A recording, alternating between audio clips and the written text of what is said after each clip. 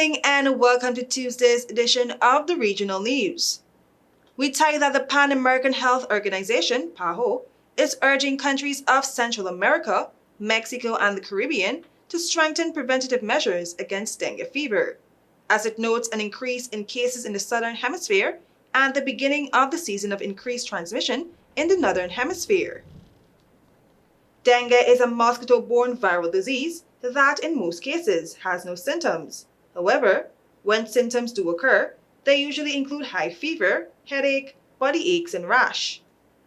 In a recent alert, PAHO emphasized the importance of strengthening surveillance, diagnosis, and vector control actions, as well as preparing health services for proper management of patients. The countries with the highest number of reported cases are Brazil, Argentina, Peru, Colombia, and Mexico.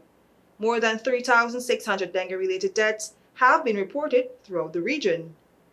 Countries and territories in the Caribbean have reported over 21,000 cases, representing a 5.7-fold increase compared to the corresponding period last year. We now bring you news from Colombia. Colombia's Constitutional Court denied proposals from the Finance Ministry to modify a ruling that struck down a ban on oil and mining companies deducting royalties from their taxes. In a move, the leftist government has said will force an increase in the 2024 fiscal deficit. The government of President Gustavo Petro has asked the court to delay enforcement of a previous decision, which said companies can make the deductions in 2023 and 2024, instead asking that deductions only be allowed from 2025, among other suggestions.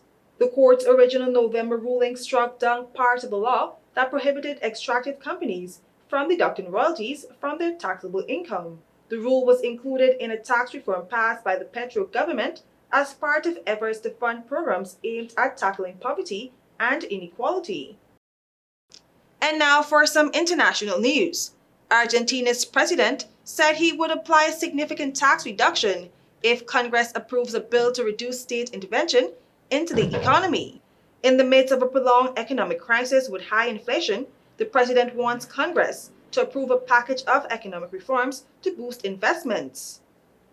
The president had hoped to have a sprawling economic reform package already approved and signed a pact with regional governors this month. That effort has been stalled by resistance in Congress, where he only controls a minority of seats.